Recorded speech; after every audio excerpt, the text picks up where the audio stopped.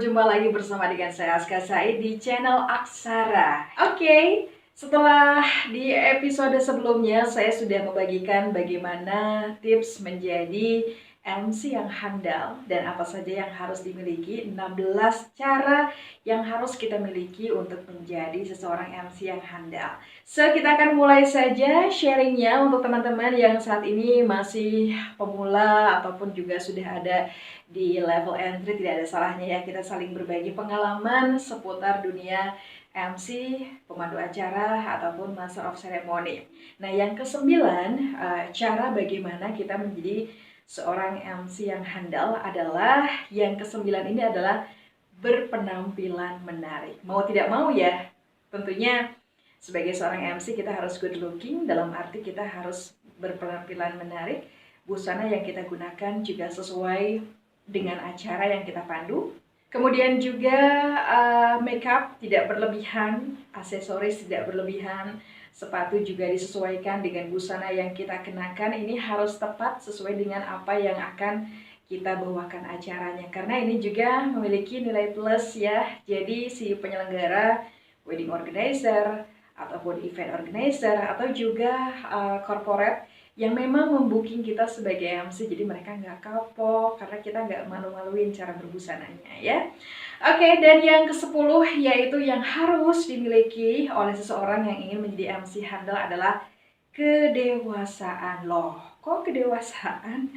Nah, ini teman-teman, sebagai seorang MC harus memiliki kedewasaan dan juga kematangan berpikir ya.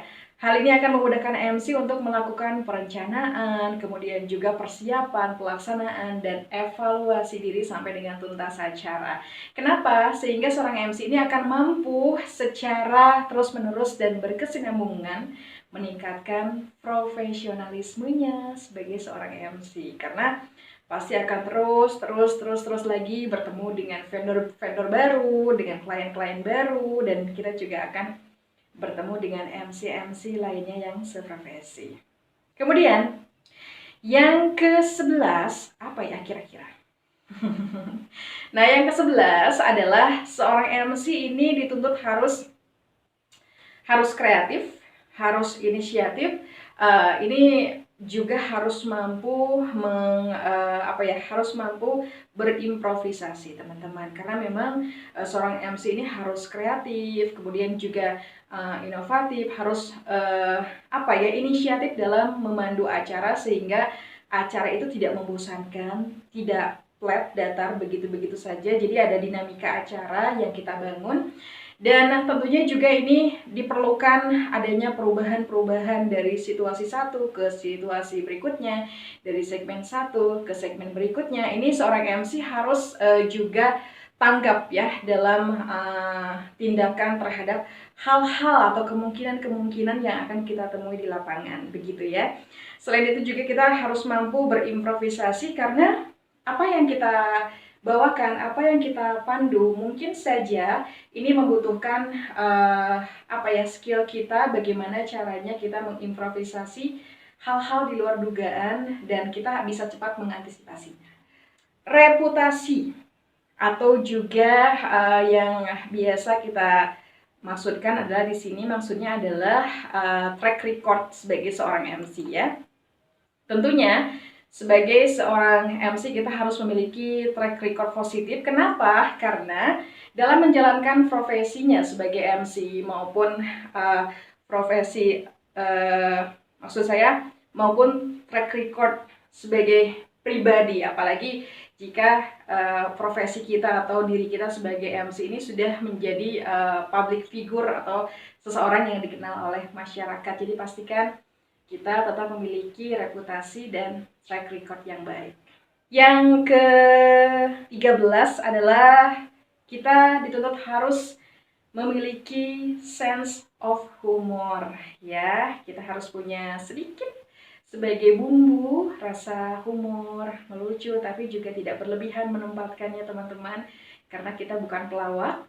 Tapi sense of humor ini memang harus dimiliki. Kita harus menciptakan suasana yang menyenangkan bagi audiens, biar nggak garing gitu ya. Terus juga suasana tetap bisa riang, ceria, tapi juga tetap ramah. Ingat, seperti yang sudah saya informasikan sebelumnya, jangan sampai humor-humor kita ini ada sesuatu yang menyinggung orang lain atau juga yang bersifat sara. Nah, itu harus dihindari. Dan seorang MC juga harus memiliki humor yang baik, tapi juga tidak berlebihan menempatkannya. Karena ingat, kembali lagi, kita adalah MC, bukan pelawak ya. Oke, yang selanjutnya yang harus kita miliki, yang ke-14. Apa ya kira-kira? Nah, teman-teman, ini yang harus dimiliki oleh kalian atau seseorang yang ingin menjadi MC yang handal adalah kita harus memiliki kemampuan membridging.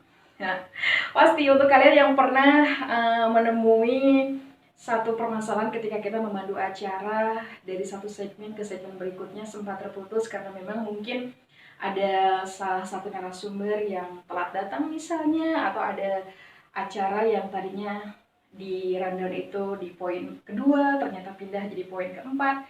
Nah, fungsi dari bridging ini adalah menjadi jembatan antara segmen yang satu dengan lainnya. Jadi bagaimana sih kita membridging ini mampu mengaitkan antara segmen satu dengan berikutnya tanpa harus kehilangan makna, tanpa harus kehilangan nuansa dari apa yang sudah kita bangun. Nah, tanpa kehilangan suasana yang sudah kita bangun. Jadi kemampuan membridging ini adalah supaya audiens tidak membosankan atau acara tidak tampak membosankan, dan juga ini adalah hal yang harus kita miliki karena seperti yang tadi saya sudah jelaskan bahwa mungkin saja kita akan menemukan insiden-insiden penundaan, seperti misalnya kita membridgingnya bisa menggunakan anekdot atau juga komentar-komentar positif yang humoris dan bisa mengisi acara dan mencairkan suasana. Jadi kemampuan membridging ini juga bisa kita latih sehingga ketika kita sering menggunakannya, kita bisa menjadi spontan untuk berimprovisasi dengan kemampuan membridging ini, teman-teman. Oke, yang ke-15 adalah berlatih dan evaluasi mandiri. Jadi teman-teman, seorang MC harus mampu melakukan latihan secara mandiri, juga mengevaluasi kekurangannya secara mandiri gitu ya. Dan latihan ini bisa dilakukan oleh kita sendiri dengan cara, misalnya kalau yang Aska lakukan adalah merekam suara, bisa pakai handphone ya, bisa pakai handphone, atau juga kita bisa merekam dengan video, atau juga kalau kita mau merekam vokal bisa ada ya yang aplikasi yang buat merekam suara, atau juga ketika kita mau melatih gestur kita, ini kita bisa merekam, melihat gaya kita bagaimana dan bagaimana kita cara menggunakan kalimat-kalimat yang kita bisa pakai. Itu cara yang sederhana, bisa menggunakan cermin. Nah, ini memang cara yang klasik tapi efektif, dan dari dulu sering saya lakukan adalah dengan menggunakan cermin atau juga handphone, sehingga ketika kita latihan bisa kita play sebelah mana nih yang salahnya, sehingga kita bisa mengevaluasi diri ya. Kemudian juga kita juga bisa melakukan perbaikan-perbaikan atau juga mungkin menambahkan hal-hal yang bisa kita lakukan untuk improvisasi. Jadi terus berlatih karena jam terbang itu penting. Oke, yang ke-16 atau yang terakhir ini adalah pengetahuan teknis mikrofon. Nah, ini penting banget dilakukan, teman-teman. Aska biasanya kalau nge-MC di sebuah acara apapun itu ya, mau acara nge-MC wedding, talk show, atau juga acara-acara birthday, pokoknya semua acara, saya selalu datang 1 jam atau 1,5 jam sebelum acara dimulai. Selain untuk mempersiapkan busana, make up, dan lain sebagainya, juga kita bisa tes mikrofon. Nah, ini penting, dipastikan kalian tes mikrofon ini sebelum audiens datang ya. Jadi jangan sampai kita melakukan tes mikrofon ini ketika tamu-tamu sudah hadir, ini akan mengganggu dan terkesan kita itu tidak siap. Jadi pastikan kalian berlatih bagaimana caranya memegang mikrofon, kemudian juga harus paham betul bagaimana jarak antara mulut dengan mikrofon dan bagaimana setelan suara mic yang pas dengan voice yang kita miliki. Nah, itu bisa berkoordinasi langsung dengan rekan-rekan sound system, ataupun buat kalian yang memang sudah punya mikrofon sendiri, itu bisa berkoordinasi bagaimana kita menyamakan atau ukuran suara di mixer audio itu bisa diotak-atik ya sesuai dengan voice yang kita miliki. Well, kawan Aksara, teman-teman Aksara, terima kasih sudah menyimak apa yang sudah saya sharing bersama dengan teman-teman. Tadi adalah episode terakhir ya dari 16 hal yang bisa kalian lakukan bagaimana caranya untuk menjadi MC yang handal. Nah teman-teman, pada dasarnya siapapun bisa menjadi MC, siapapun kamu bisa menjadi MC profesional ya, tidak usah takut asalkan memiliki kemauan dan kemampuan. Pada banyak kondisi, kedua hal tersebut terkadang tidak berjalan beriringan. Kadang memiliki kemauan, tapi tidak didukung dengan kemampuan ataupun sebaliknya. Kemauan erat kaitannya dengan mindset, kecerdasan, dan juga tentunya emosional dan motivasi untuk berkeinginan menjadi bagian dari sebuah profesi atau dari sebuah proses acara secara utuh ya. Terima kasih teman-teman sudah menyimak. Dan mudah-mudahan cara-cara yang tadi saya sampaikan itulah cara-cara untuk menjadi seorang MC handal. Semoga bermanfaat buat kamu yang baru mulai menjadi MC ataupun buat kamu yang sudah entry level.